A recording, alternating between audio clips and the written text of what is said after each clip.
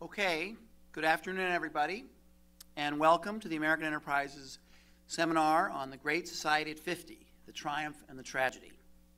I'm Robert Dorr, and I'm an AEI Resident Fellow in Poverty Studies. Here at AEI, I focus on social services programs and their effectiveness in helping America's poorest citizens, so I have a particular interest in today's topic. It was at the University of Michigan on May 22nd, 1964, that President Lyndon Johnson delivered his ambitious call for a great society. In your time, the president told the Michigan students, we have the opportunity to move not only toward the rich society and the powerful society, but upwards to the great society. The great society, he said, rests on abundance and liberty for all. It demands an end to poverty and racial injustice. To Johnson, the great society was still more. Great society, he said, is a place where every child can find knowledge to enrich his mind and enlarge his talents. It is a place where leisure is a welcome chance to build and reflect, not a feared cause of boredom and restlessness. It's a place where the city of man serves not only the needs of the body and the demands of commerce, but the desire for beauty and the hunger for community. It's a place which honors creation for its own sake and for what it adds to the understanding of the race. It is a place where men are more concerned with the quality of their goals than the quantity of their goods. Wow. Who talks like that? So what came of all that, and how did we do in fulfilling that lofty promise? What have we accomplished, and what have we lost? To answer those questions and others, we are lucky to have the very great mind and work of Nick Eberstadt, a political economist and demographer who holds the Henry Wendt Chair in Political Economy here at AEI. Nick is one of America's finest minds, and he's written an AEI monograph, The Great Society at 50, The Triumph and the Tragedy, which is just out and will be the basis for his remarks today and is available in the hall as you leave. And then to respond and comment on Nick's work, we have Elaine Kmark, a senior fellow at Brookings and the founding director of the Center for Effective Public Management. Elaine is very well known in Washington and in public policy circles as she helped to start the New Democrat movement, which led to the election of President Bill Clinton, in whose administration she worked. She has spent 15 years teaching government management and American politics at Harvard, and she's the author of several books in how public policy gets made. And we also have Michael Tanner, a senior fellow at the Cato Institute, where he heads research into a variety of domestic policies with particular emphasis on healthcare reform, social welfare policy, and Social Security. He recently co-authored Cato's The Work versus Welfare Trade-Off, 2013, and has also written papers on the Supplemental Nutrition Assistance Program. He writes a weekly column for the National Review Online and is a contributing columnist with one of my favorite papers, the New York Post. So with that, Nick, start us off. Robert, thank you for that lovely introduction. Elaine, Michael, thank you very much for coming here today. We haven't rehearsed any of our shadow boxing or speechifying later on, so I'm actually really interested to hear what you both said. And we've got a wonderful audience here, and we'll look forward to everybody joining in conversation. I want to give a shout out to Rachel Manfredi. This thing came out in a matter of days. I've been at AEI for almost 30 years, and nothing at AEI ever comes out in a matter of days. So I don't know what voodoo or Santa Maria you use to get that going, but thank you for it, and don't penalize me for it in an afterlife, okay? It's a very short little booklet. It's about 12,000 words, so I hope it's accessible. I hope you'll take a look at it. I'm not going to read it to you. I'm just going to make a couple of points that are kind of in it. One is that Great Society speech was half a century ago. And that means that the overwhelming majority of people in our country have no recollection of what it was like to live in a pre-Great Society America. If you don't remember where you were, if you were too young to remember where you were the day that John F. Kennedy was assassinated, you can't remember what America was like before we had the Great Society. I was born in 1955, and I'm barely old enough to remember what this was like. I remember that when my parents took me for a first trip to Washington, D.C., I'm a Northerner, when they took me for my first trip to Washington, D.C., maybe in 1964, we came in through, it was then called National Airport. And there was this funny thing when you landed, because there were 2 doors for the men's room and there were 2 doors for the women's room, you know, because this was the leftover legacy of segregation. It was everywhere. I mean, it was omnipresent in America. If you were younger than me, you can't remember what life was like before the civil rights and the anti-poverty efforts of the Great Society that it unfolded. It was an extraordinarily ambitious set of programs that President Johnson inaugurated, really starting weeks after President Kennedy was assassinated. I talk about the 2 most important initiatives, which were civil rights on the one hand and anti-poverty on the other hand. And in my assessment, we have a kind of a split count on the, on this long national effort. I argue that the Civil Rights Initiative, which led to the end of legalized racial discrimination against African Americans, was a tremendous advance for our country, flat out. That's not to say that we live in a paradise now, because we all know there are plenty of ongoing problems in race relations, but there's a huge change ending legalized racial discrimination. I also make the point, or try to make the point in here, that there was a principled alternative to the Lyndon Johnson civil rights effort. People like Barry Goldwater, people like Bill Buckley talked about a principled alternative, small state, small government alternative. And I argue, looking back, it's hard to conceive how this actually could have gotten us as far as we've gone in improving the quest for racial equality if we had trod down that other path for 50 years.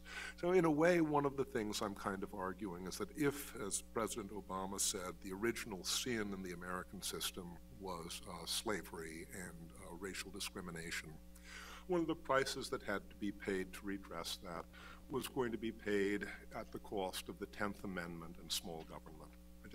I can't see any other way around it in a real existing America, a non-abstract America. A second point on which I would argue the Great Society succeeded, although nobody seems to understand that it has succeeded, is in essentially eliminating the sorts of 1960s era material deprivation that dogged an awful lot of our population in the early 1960s. If you've ever seen photographs of what the urban ghettos looked like, or of what the Mississippi Delta looked like, or of what white Appalachia looked like in the early 60s, there really was undernutrition in America at that time. There really was a stark material deprivation at that time. Our poverty rate, I argue in here, is just a miserable measure. It's just a dog-sorry, measure of real poverty. It looks at the wrong stuff. I can understand why it was originally invented. It was kind of like the government's equivalent of, a college all-nighter, when you come up with something that you need to use so you can measure performance against poverty.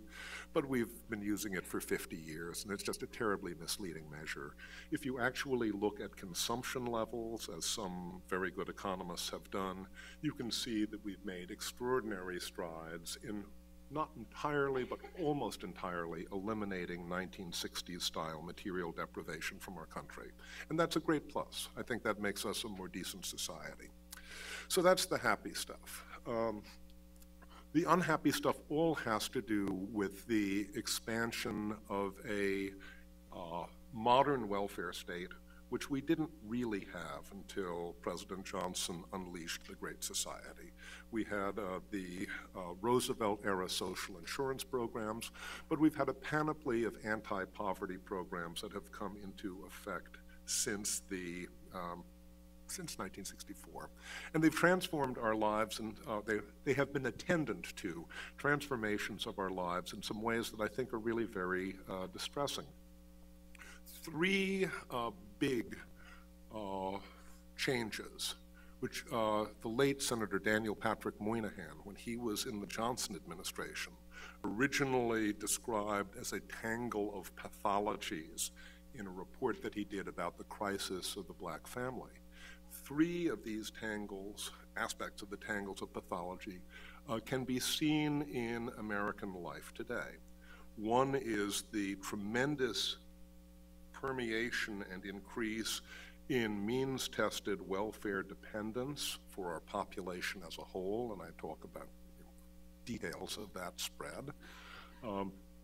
Another is the flight from work by adult men, which is curiouser and curiouser considering the improving health and educational levels of our adult male population. And the third is the phenomenon of family breakdown. And I realize there are certain quarters in America where it's illegitimate even to describe the phenomenon as family breakdown. But if one talks about the increase in out-of-marriage childbearing and the increase in the proportion of children who are not being raised in two-parent homes, there's a non-normative reason to do so, which is quite simply there's a mountain of social science evidence to suggest that these children face extra risks and disadvantages. People can flourish under any sort of family structure. People are remarkably resilient. But if you look at the odds, this puts enormous odds or formidable odds against some of these kids. What is striking about the spread of these pathologies in modern America is a sort of a paradox that the late Daniel Patrick Moynihan did not initially envision. When he wrote about the crisis of the black family in 1965, just a few months after Lyndon Johnson's Great Society speech, he argued, and I think not unreasonably at the time, that some of these troubling trends that one saw in black America, in the African American community, were understandable and explicable because they were precisely the legacy of discrimination and slavery that African Americans in our country had uniquely endured. Yet now, if you look at our country, you see the same phenomena for every major identified ethnic group in our country. Welfare dependence, flight from work, family breakdown are even seen among the descendants of the slaveholders, descendants of the discriminators. So there is something that is going on that's very important here. It's connected to the spread and growth of our welfare state. I won't say it is caused by it because I don't think I can establish the causality, but we can clearly say that it has been financed by it. Clearly these patterns have been financed by our welfare state. And when we take a look at the triumph and the tragedy of the ambitious programs that were begun under LBJ, I think we have to bring together this whole variety of paradoxical consequences that are really shaping and defining modern American life today. Thank you. Thank you very much. There we go. Thank you very much. Thank you for inviting me to take this short walk. Soon it will even be a shorter walk. Right next door. I take it your building is coming beautifully. I suspect I'll feel like I used to feel at Harvard when I walked from the Kennedy School of Government over through the business school campus and felt like, oh dear, I'm in the wrong place here, because the other one was much more beautiful. Let me congratulate Nick for a wonderful essay and a provocative essay on the anniversary of the Great Society. I couldn't agree more with his first 2 points. The end of racial discrimination really did require enormous federal intervention from the top. One can't really see it getting done any other way, with, of course, the cost that came to the Democrats, as Lyndon Johnson so ably predicted, that this would cost Democrats the South for many years to come, as it has. I also think that he makes a great point about the end of a sort of real material deprivation that was the case. I can remember when John Kennedy was shot. I can remember some of what that world looked like. But I want to just raise an interesting, an alternative explanation, so to speak, for the last 3 factors that Nick talks about here: welfare dependency, male worklessness, and family decay. Issues which I think are incredibly serious. I have written in other places and throughout my life on the importance of men and fathers in families. But I find it difficult to make a causal connection between the Great Society and those phenomenons. And to his credit, Nick makes this more as a hypothesis than a statement of fact. I would posit several other different culprits other than the war on poverty. And let me just talk about a couple of them. I would posit first and foremost the women's movement. I would posit the deindustrialization of America, and point out that the two actually work in tandem. And in a second set of issues, I would talk about the rise in healthcare costs and the disappearance of pensions. And those 5 together, I think, create an alternate explanation.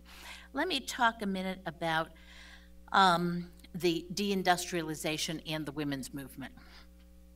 If you look at graphs of workers employed in manufacturing, there's a kind of steady downward slope, but the downward slope gets really kind of slopier, technical term, starting in, surprise, surprise, 1965.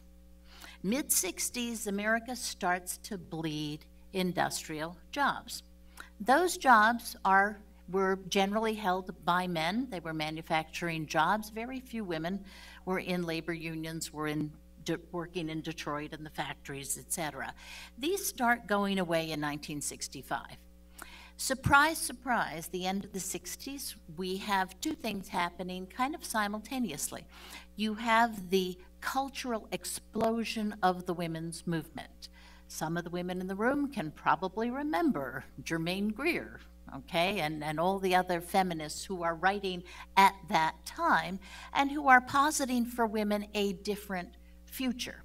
Now, that different future coincides with a decrease in the dependency, the degree to which you can depend on men to bring home the bacon.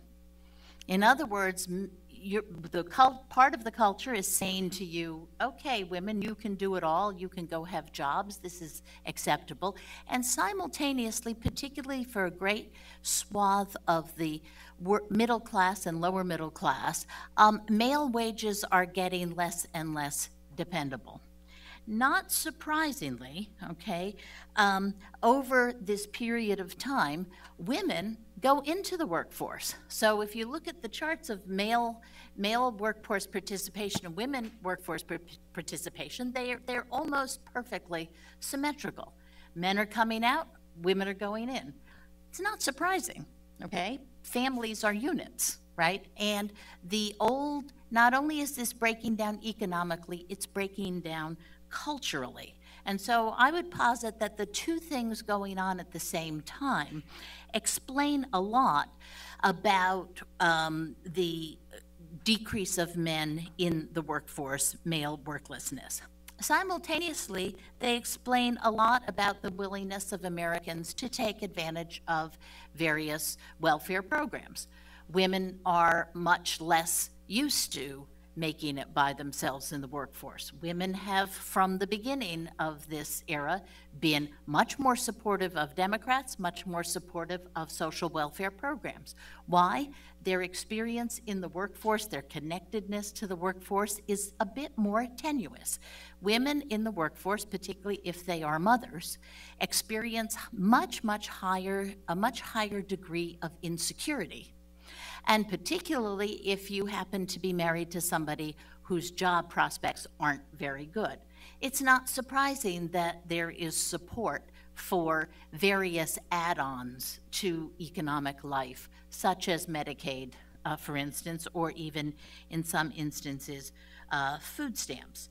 So I think that the coincidence in time of the deindustrialization and the women's movement work in tandem to create some of the phenomenon that Nick talks about.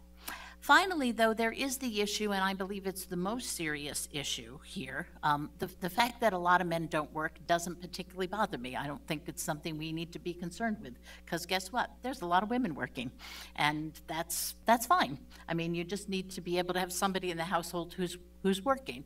That doesn't bother me. What does bother me, and I think should bother all of us, is family decay, is the absence of fathers from children's lives. And here I think we have two very disparate things going on.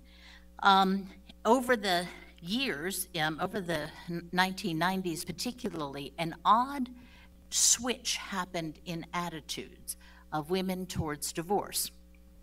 Women with 4 years of college got more disapproving of divorce. Women with high school educations got more approving of divorce. I think this has a lot to do with the quality of males that are available to them in the marriage pool.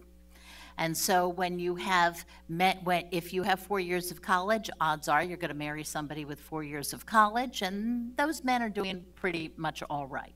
If you have no high school education, the men that are available to you are pretty poor quality, and you're not going to why would you want to be married to them?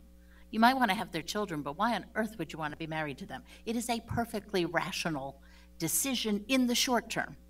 In the long term, however, I think there's consequences for the children that show up repeatedly in the sociological literature. But and I think those are things that Nicholas talks about in the paper, but I don't see them as really related in a causal way to the appearance and or growth of the welfare state. Finally, the women's movement did make it okay to have sex outside of marriage. It is okay to not have an abortion. Abortion rates have actually gone down. Most women, if they are pregnant unexpectedly, do not rush into the decision to have abortion. It's kind of a pretty awful decision. It's perfectly, in some ways, it's kind of nice that women have the chance to have that child, whether they have a husband in their lives or not. The child faces more problems, as Nick said. On the other hand, I'm not sure that this is the end of American civilization, and I'm pretty sure that it doesn't have much to do with the war on poverty or the Great Society. So with that, thank you very much for inviting me. Thank you very much, and I appreciate the opportunity to be here as well. I think we're going to find actually quite a bit of consensus on this panel, although there'll be some disagreement. I do want to say this is a terrific book, and I want to thank Nick for giving me a vacation this summer because I was working on something very similar, and since he stole all my ideas, I could let it go now on that. I also noted it's a much smaller book than Piketty's, so I mean it's just saying, maybe there's an inverse relationship between the attention it gets and sheer volume on this. I hope this gets a great deal of attention because I think it serves a very valuable purpose. I do think one of the interesting things about this book is the fact that you do take both aspects of the Great Society. I think a lot of people have focused on the war on poverty at 50 and so on. It sort of left out the Civil Rights Revolution, which I think is terrifically important. And I think the stuff you put in here is very convincing. You're not going to find very many people who are smaller government advocates than me, but I think the case you make that this was a unique situation in which the federal government needed to become involved and you needed federal action from the top down to bring about the civil rights revolution, I think is very convincing. And I think that that's a terrific boon. And I also think we have to, though, look at both the consequences, both good and bad, that come out of that. I think a couple that you didn't mention on the good side is that the civil rights revolution for African Americans set the stage for a host of civil rights expansions for other groups, with Latinos and immigrants and women and gays, all built on the structure of the civil rights revolution for African Americans, and we all have gained from that. We are a much better country because of that, and a much freer country, and I think that that's a terrific gain. The bad side of it was that it's the same thing that I think I'm going to talk about in a minute, sort of afflicting the poverty side of it, is that it also has turned in many cases into sort of a bean counting exercise. How many women and blacks and Latinos have you hired for this particular job? How many people go to this school? What is the work or the makeup of your academic caseload? And all these sorts of things are very much on sort of bean counting input type of thing, and we don't necessarily look at the outcomes. Are people better off at the end of the day, regardless of race, creed, sexual orientation, and so on? Are they better off? We're not necessarily looking at that as much as we are at the inputs going into that.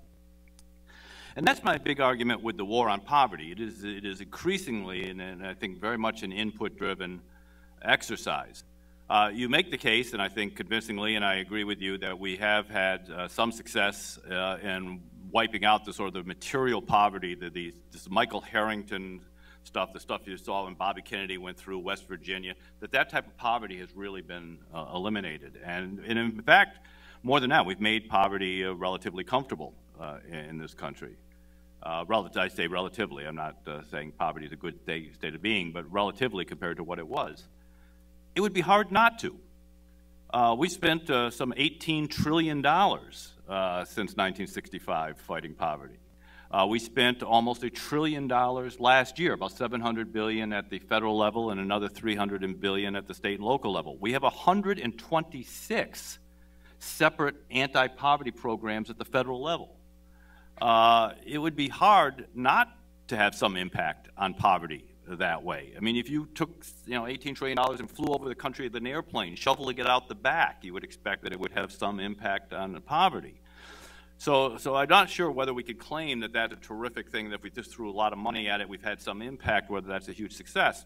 I'd also note, as you sort of allude to in the book, that we were making tremendous strides fighting poverty before the war on poverty.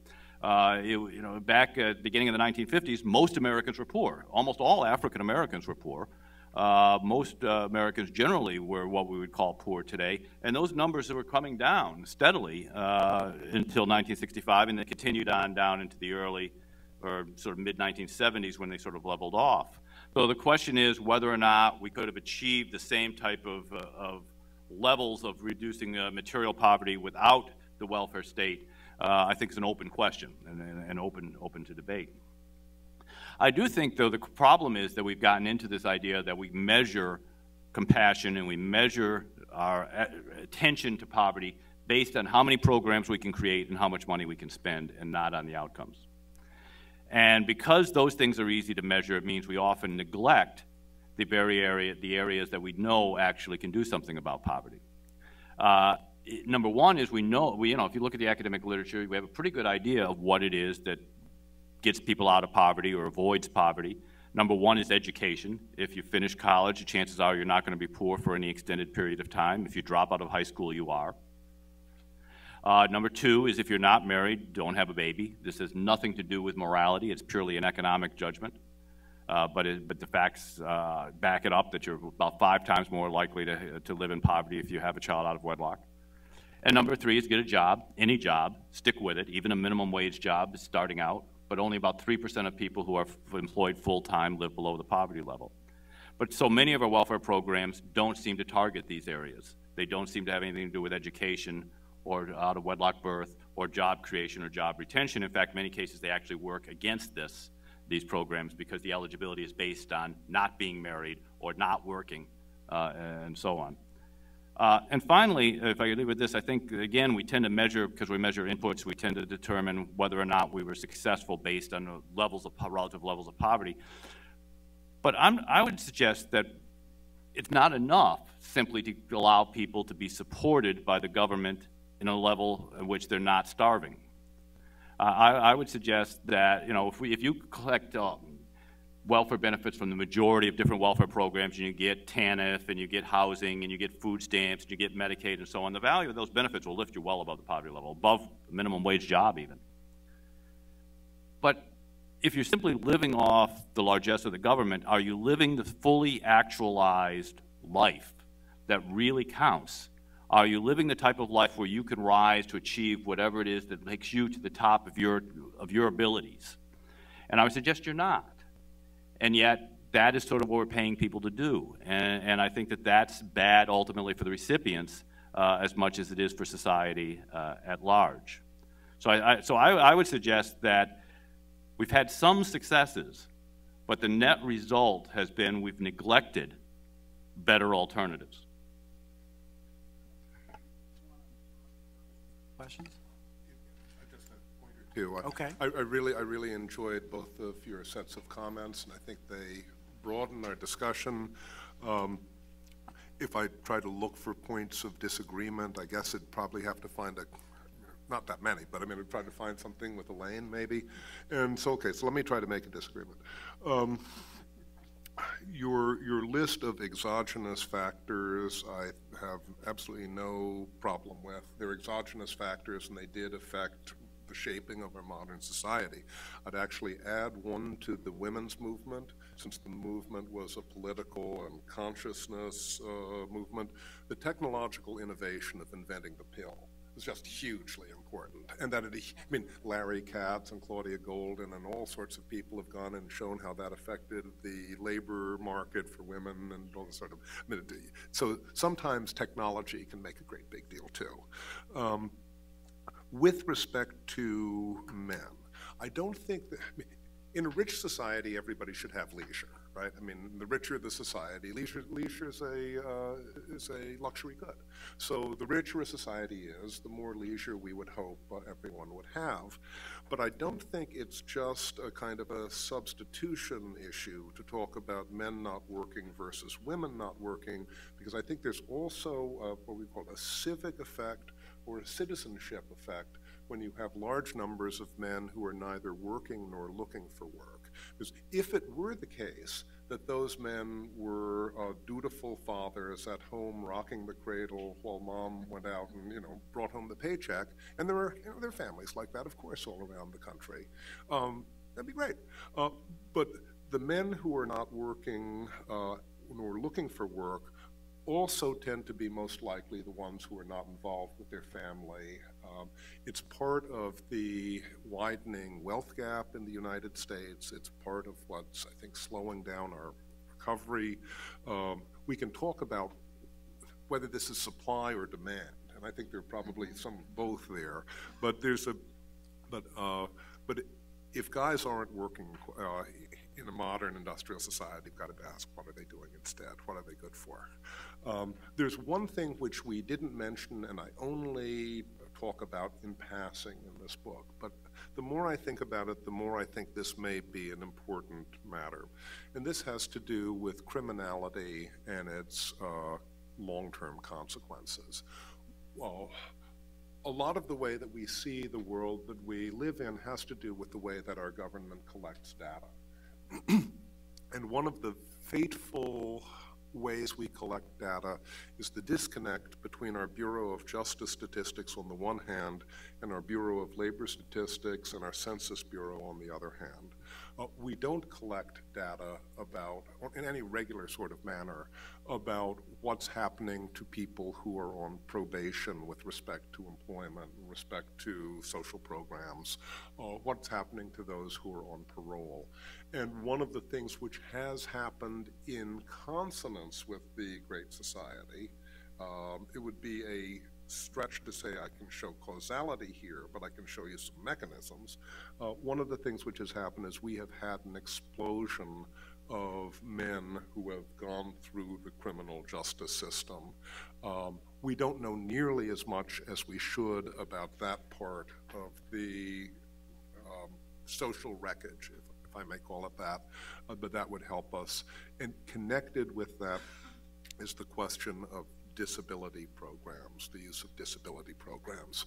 I think you're very right to talk about the importance of the rise in healthcare costs. Robert, I know you have done a lot of work on this and on whether health programs should be counted in with all of the other social welfare programs, but we have seen an explosion of use, and I suspect also of misuse, of our disability programs in the U.S. A generation ago, not quite a generation ago, but in the 1990s, you were part of that honorable band of people who tried to bring reform to the AFDC program. And the single mothers or never married mothers with government benefits and intergenerational poverty. We see something almost like that, but maybe even on a larger scale nowadays with the misuse of disability programs. And I think that's the, if I were to pick one aspect of the Great Society and its consequences that we might want to address, that just looks to me like the low-hanging fruit. So I have a couple questions, and I have to say they're a little bit informed by I'm sort of a Great Society baby. My father joined the Civil Rights Division in 1960 in the Eisenhower administration, and he stayed there until 1968, and he helped to do some of the things we've talked about in the South. And then he went to Bedford-Stuyvesant in Brooklyn and ran an anti-poverty program. And now that's what I do, or tried to do for the last 10 years, trying to implement welfare reform. So, and one of the things that occurs to me, Nick, and I want to start with you, is that you lump under the aegis of Great Society both this civil rights revolution and the war on poverty. And there are some sort of civil rights aficionados that might object to that a little bit because it started sooner and it had a language and an emphasis that was different. And Lyndon Johnson sort of came along and took it to the finish line, absolutely deserving credit for that.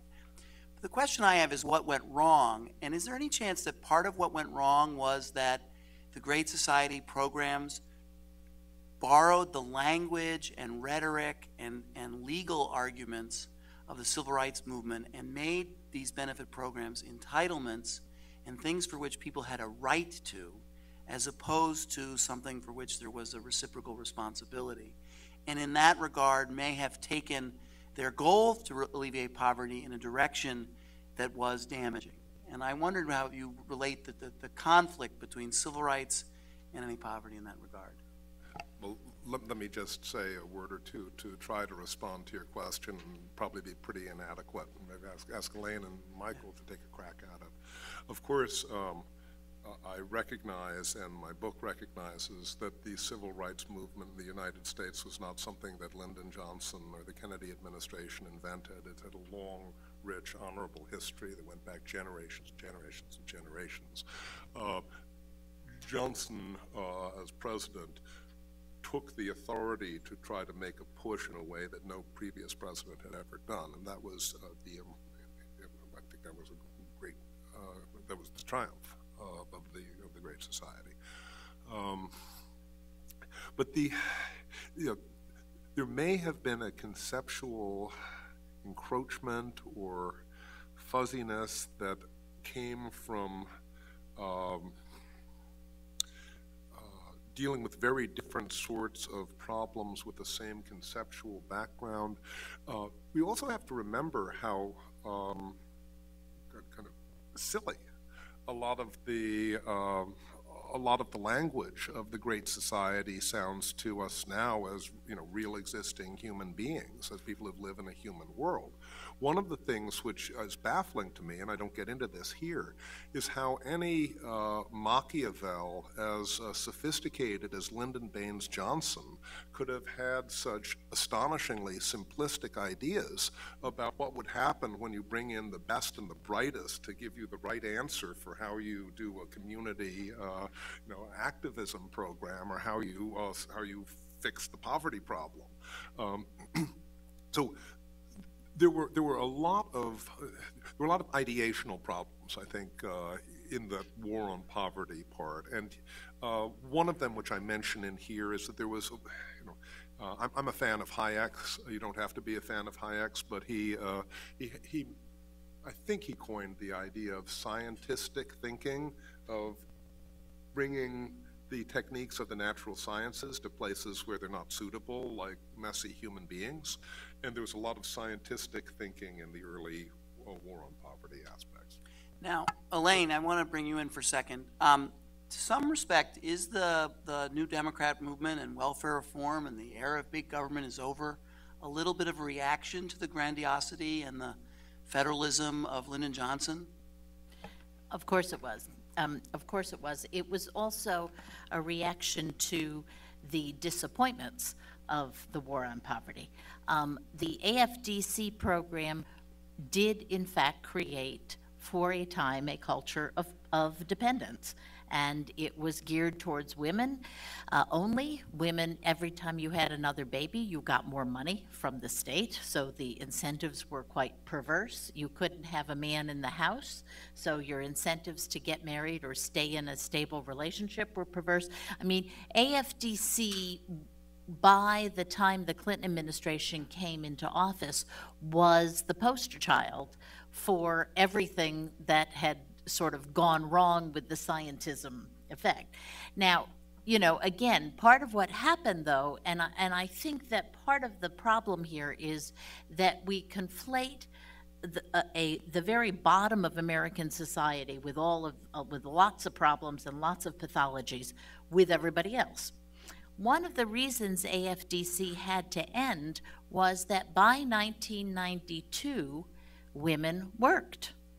Women supported their families, at least in part. AFDC was created in an era when no one thought women with children should work.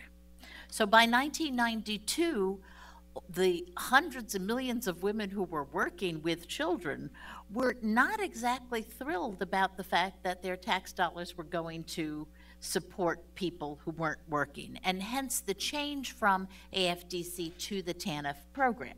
Now, just to bring it around one more to something you both spoke about earlier, we knew at the time, and I remember discussions at HHS and in the White House about this, we knew that the end of the AFDC program would in fact increase the disability rolls. And the reason was quite simple, that a certain portion of women on AFDC were actually handicapped in some way. They had extreme depression, they had drug or alcohol addictions, things which frankly, I mean, you know, they're not very, you know, morally, you know, nice, but the fact is they do keep you from working. They keep you from holding down a job. And frankly, some of these women were frankly marginally intelligent. Okay, there was a piece of the AFDC population that simply was not going to find a job in the modern workforce. And we knew that they would go into the disability program, and in a sense, that's where they belonged from the beginning. There were other women on AFDC who in fact broke out, and we saw there were many positive stories. The fact of the matter was, a government program couldn't distinguish between those two, and you had to sort of change the whole incentive structure. I think what has happened to to the disability program in recent years is a function of the recession and is a function of the fact that a lot of men who are not quite ready for Social Security and Medicare have lost their jobs. They can't find a place for themselves in this workforce, and they're taking whatever they can find to get their graceful way out until they can get their Social Security and get their Medicare. And we've read a lot about them. These are sort of 55 to 65-year-olds, and they've been particularly hard hit by this particular recession, and I think that's why you're seeing it in the disability rolls. Just a little amusing anecdote, my father, before he left, was a senior executive servant at the Social Security Administration. And guess what he did? He ran the evaluation of the disability program. And, you know, I remember him saying that this was totally cyclical, that what would happen is the rolls would get too big. Congress would say to the agency, this is ridiculous, shut this down. They would pull back and tighten requirements for a couple years. Then before you know it, Congress was getting sob stories from the district, and they would say, "What are you doing?" And it would lighten up again. So I suspect that we're in a piece of that cycle right now. So, Michael, I want to bring you in because are you really going to give the Civil Rights Division let it off that easily? I want to channel Abigail Thernstrom a little bit here. Has the Civil Rights Division in the 70s and 80s gotten away from the objectives that Nick said were legitimate into areas that have been more problematic? And you want to say anything about that? Yeah, I mean, I think that's the point I made, is that they moved into this bean counting, solution-oriented thing where you look at, well, what is the student body makeup of this college? Oh, well, the population is 14% African-American and 12% Latino, but you've only got 10% Latinos and 15% African-Americans, and there's too many Asians there and not enough, so we're gonna move you all around, and we're gonna try. Now, we've moved a little bit away from that, and with the recent Supreme Court decision, that's going to, I think there's still got a lot of colleges are going to try and get around it, but it was still kind of in that solution of it.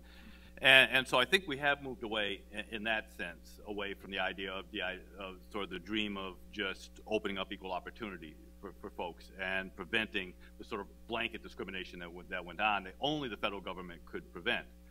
In terms of what was going on in the Jim Crow South and so on, that required federal action. I think a lot of it would not necessarily require it. Now, the other thing, going back to your original question to Nick about the sort of slop over effect from the civil rights to the, one of the problems was that I think there are two things. One is that we began to talk more in this language of right to all of these things. And in terms of civil rights, that was important, the right to vote, the right to public accommodations and so on. But we've taken that now over to the right to welfare. And you hear people talk about, I have a right to these benefits, and not the idea that these are something being granted to you by the taxpayers, but there's somehow intrinsically you have a positive right to these benefits, which I think is very problematic. And second, you did create a legitimization of federal power. I think people don't realize that, you know, this was sort of the discrimination in this country was sort of a unique situation, the original sin of slavery, and the situation that we were created where you had large swaths of the country where it was impossible for African Americans to earn a living or to move around and so on, where there's legitimate federal interest, federal role in this. And we took that to be the idea that, well, therefore that justifies federal intrusion on everything. And when you sort of argue against it, say, well, this isn't the federal government's role, states should do this, they immediately go back to, oh, well, then that's the argument they made against the civil rights movement, that it was states' rights. I mean, I would argue states don't have rights, only individuals have rights. And so that's sort of a misnomer when you talk about states' rights. But the whole federalist idea got discredited for years because the South used that as legitimacy for racist policies. And there really is nothing inherently racist or inherently bad about federalism. And in fact, I think we should be moving back more to it. But it's a big legacy to overcome. Nick, did you want to add anything more before I invited the audience to talk? You're the moderator, but can I ask you a question? Sure. I mean, you've had like ever so tiny an experience running the largest social services program in the United States, New York City's Human Services. Is it possible, in your view, and I'm pretty sure you have some opinions about this, is it possible to move towards a smaller and healthier welfare state with less of the sorts of unintended consequences than we've been discussing in different sorts of ways? And if so, how do you do it? Or is that a federal question? You just do it in some localities and not in other ones? Well, I think the original intention and goals of the Welfare Reform Act were the right ones in terms of converting a program from an entitlement into something that was based on responsibility and a focus on employment. And I think that most Americans will support assistance to people that are working and are less comfortable with people who are not working. And I think it's just better for people to be working and to be engaged in workforce. So from my standpoint, if we could stick to that focus on work requirements in return for public assistance, and maybe going beyond just TANF, but other ones as well, and a work expectation, but also recognize that wages do not always support the entire needs of a family, and these forms of assistance that have alleviated material deprivation, which I think is absolutely true, are permissible to families who are working because wages aren't high enough. And then and one of the things I was listening, I went and looked at the Johnson State of the Union address, which he gave just before he gave this. And it's remarkable the extent to which he linked the war on poverty to the huge tax cut he wanted to pass because he wanted to get the economy going so people could work. And I think we've gotten away from focusing like a laser on creating and maintaining a growing economy. So those three things are all important. The non-marital birth situation and the assortment of data that just shows how difficult it is to successfully raise children in this competitive society with only one parent and an absent father is a much harder problem. And I think it's helpful that we talk about it and we educate kids on it more, and young people in society. We make it more of a societal expectation that if you're going to have children, that you make a commitment to raise them with someone else who can help you do it well. But those would be the solutions. Require work, reward work, and talk about family. Okay, this is a great panel, and let's see if we've got any questions from the audience. Yes, sir. Hi there. Thank you for the talk. It was very interesting. My question, a couple of you alluded to the great presidential push that LBJ sort of had to undertake in order to push the policy. So I was wondering if you could comment a little bit on his relations with Congress as the Great Society policy was implemented and how they cooperated or didn't with each other, what the political context was of the relations between those two branches. So. No. He was a great politician. He came out of the Senate. He's probably, of the modern presidents, probably the most legislatively adept president ever. But all of that said, he had a unique window of opportunity between 1964 and 1966. 1966, all the wins he had in 1964 got reversed. So he understood that he had a period of time through which he could push a lot of this stuff, particularly the civil rights bills came in 65, and that he had to get them done while the getting was good, and he had a nice fat majority, and then in 1966 he lost it. So he was very politically adept, okay, and in fact, in speaking to lots of young people like yourself, I think the question comes up because people wonder, is it always impossible to get something done? Watching this president, they want to know, how come he sounded so good and nothing's happened? And I think that there's a lot of ways to explain that, but there is a question of skill in the political arena. And I think looking back, most people thought that LBJ had plenty of that. My father was the first assistant in the Civil Rights Division, and they were meeting in the Justice Department in the summer of 1963, prior to President Kennedy's assassination. And Robert Kennedy and the Justice Department decided they were going to push a bill to pass the Civil Rights Act of 1964. And they were going over to brief the president. And my father was briefing the Attorney General along with others there, and they so all the big shots got ready to go and leave the Justice Department and go over to the White House. And someone said, well, should we bring John? And my father was a Republican, and it was a kind of a holdover. So the Kennedys made a big joke about whether we would let this Republican come along for this trip. And they went over to the White House, and the president sat there, and they were going over the bill and what the bill would be and the public accommodations and what were the components of the Civil Rights Act. And then President Kennedy looked up and said, where's the vice president? And someone said, well, we didn't invite him. And he said, well, we need him, and go get him. So the vice president comes in and sits down on the couch and is grumpy and not happy to be invited late to an important meeting, and the Kennedys kind of drove him nuts to begin with. And but once the discussion turned to how it was going to pass, he brightened up, and he started giving his guidance and his experience from being in the Senate, and he really helped to make that bill pass. And of course, a lot happened between then and the passage in the summer. The only thing I would also point out is that the Republicans played a huge role. The House Republican leadership insisted that the bill that they drafted, which was the real bill, not be amended or changed in the Senate by the Democratic South and the Democratic senators in the South. And Burke Marshall and the Kennedy administration made a commitment that that would happen. It would not change.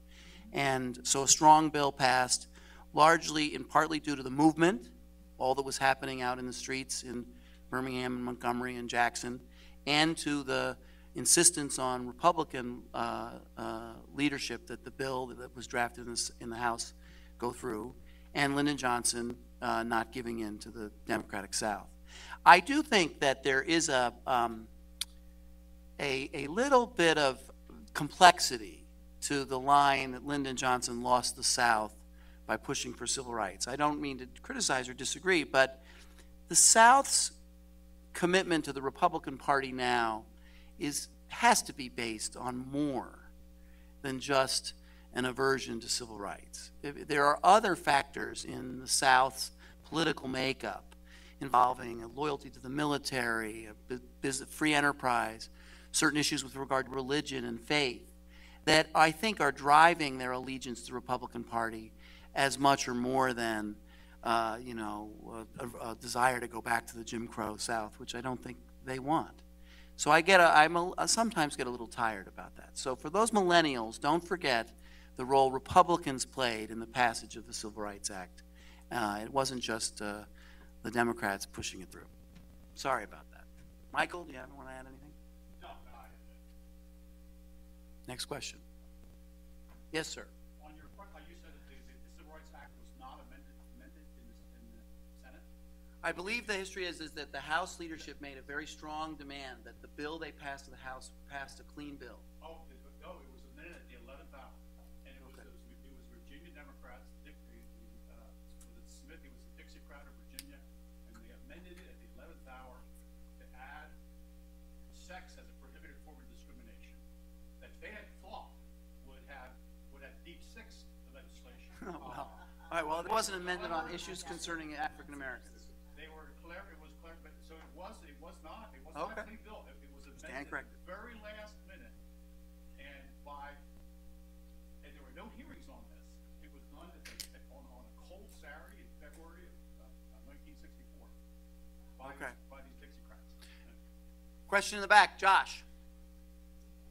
This was very intrigued by Nick's idea about BJS and BLS, Census Bureau statistics being connected in some way. What are the technological, hurdles there and possibilities, do you think, in the next decade or two to do more creative overlaying there?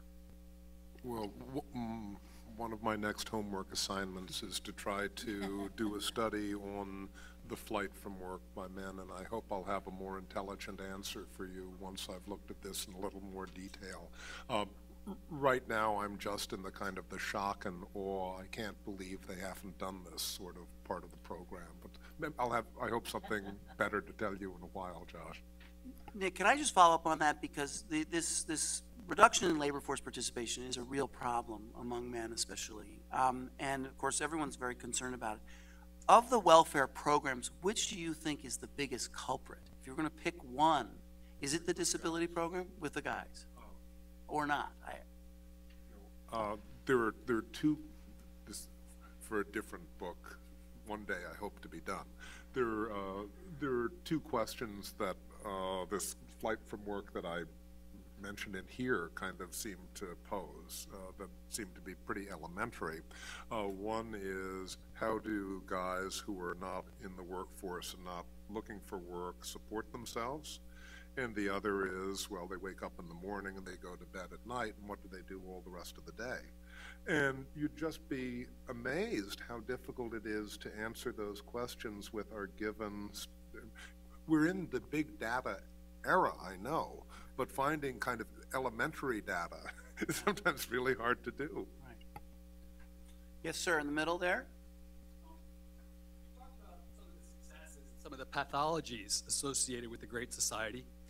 And Elaine talked a little bit about the reform of it, but educate me. It seems to me I'm old enough, growing up in Chicago, that I knew about Cabrini Green or Robert Taylor Holmes, or even closer to home here in Alexandria, there used to be the projects. To what extent are federal housing policies that came up in the 1960s, are they rightly considered part of the Great Society? And am I correct that, by and large, the idea of housing lower-income families centrally, that we've realized that in many communities that that was basically an abject failure, and so at the Great Society at 50, certain pieces of it are totally gone now that we no longer see. So is that, educate me, am I correct about the failure of federal housing policies? Oh, yeah. I mean, you are. In fact, we're not doing that anymore. In fact, there was an experiment at HUD called Moving to Opportunity, and the study is now out, and they basically started taking apart Cabrini Green, and this study was conducted, I think, in 5 cities. And what happened basically was they put some people in housing projects and gave other people vouchers to, and actually assisted them in moving into kind of suburban places. And the theory was that they would be where the jobs were, they would get better jobs. Interestingly enough, fast forward 20 years to when this study came out, and guess what? The people who got to move out were in fact no better off economically or in jobs than the people who had stayed behind. So obviously there's a lot of other stuff going on here. What they did find, however, was that they had better health outcomes once they moved out of the cities. There were lower diabetes rates, okay? There were lower rates of hospitalization. There were lower rates of depression, et cetera. So, you know, it's one of those weird, you know, but fascinating studies because it was a perfect match, right? They randomly assigned the people who got the housing vouchers, and they were looking for impacts on economics. They found impacts on health, which also saves money, obviously, in diabetes care, et cetera, but it wasn't exactly what they were looking for. I would maintain that one of the most interesting things that's happened to the whole Great Society is that they have fractured into a million pieces. Most social welfare programs in the United States are not delivered by bureaucrats. Most social welfare programs are delivered by NGOs, sometimes for-profit groups, sometimes even religious organizations. There's a vast array of different kinds of programs going on out there.